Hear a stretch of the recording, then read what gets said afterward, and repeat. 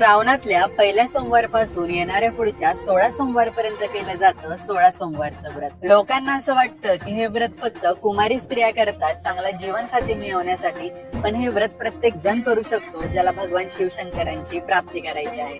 माता पार्वतीने भगवान महादेवांची प्राप्ती करण्यासाठी कठोर व्रताचे पालन करून 16 सोमवारचे व्रत केले आणि त्याचे फलस्वरूप म्हणून माता पार्वतीला महादेवांची प्राप्ती झाली.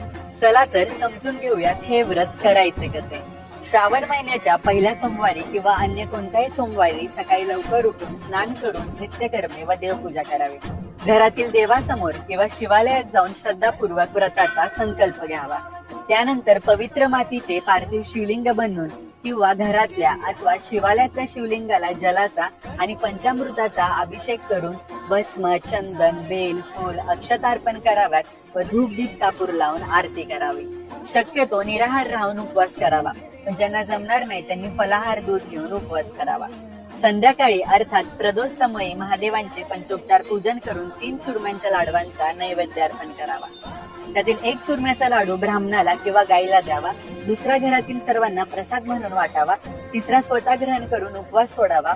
चुरम्याप्रमाणे आपण खडी साखरेवर सुद्धा उपवास करू शकतो. व्रतस्थ व्यक्तीने ब्रह्मचर्याचे कठोर पालन करावे.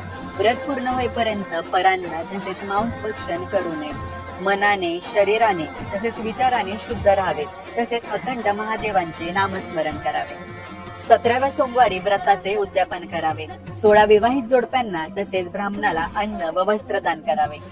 शिवपूजन, रुद्राभिषेक, होम हवन करून व्रताची सांगता करावी. संपूर्ण मनोभावे केलेल्या 16 सोमवारच्या व्रताचे फळ नक्कीच मिळते. त्याचसोबत महादेवांचा अखंड कृपा आशीर्वाद आपल्या सोबत राहतो. हर हर महादेव. ओम नमः शिवाय.